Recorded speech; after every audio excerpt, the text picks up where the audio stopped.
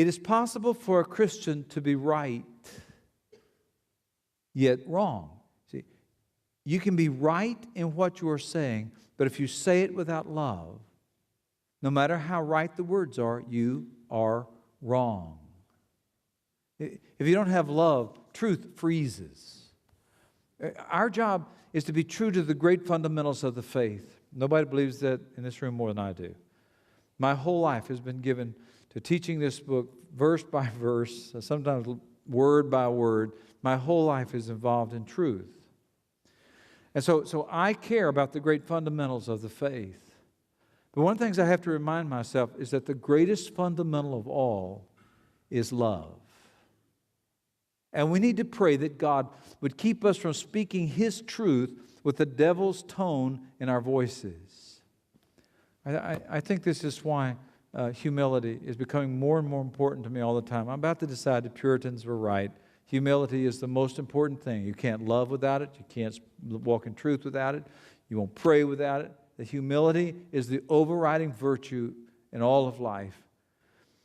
Always remember, the Bible is infallible. It does not make mistakes.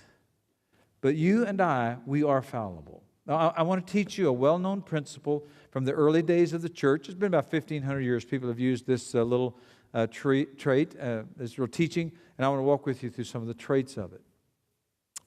In essentials, unity. In non-essentials, liberty. In all things, love. Now, the essentials in the Christian world, there's 6 of them, basically.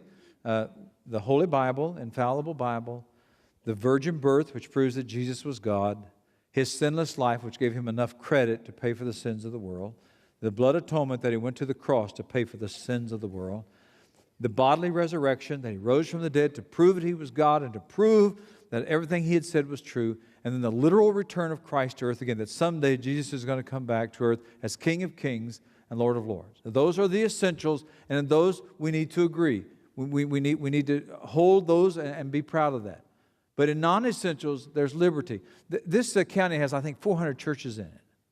And there are all kinds of things we disagree on. We disagree on baptism. We disagree on the Lord's Supper. We disagree on the role of the pastors, the role of the people. We disagree on what kind of building we ought to worship in. We disagree on the kind of songs that we ought to use. We disagree in all many things. But they're non-essentials. And when they're non-essentials, then we have liberty. Just because I choose to worship here in a church that believes this, this, this, and this. Now, I'm not talking about the essentials. I'm talking about that next level down.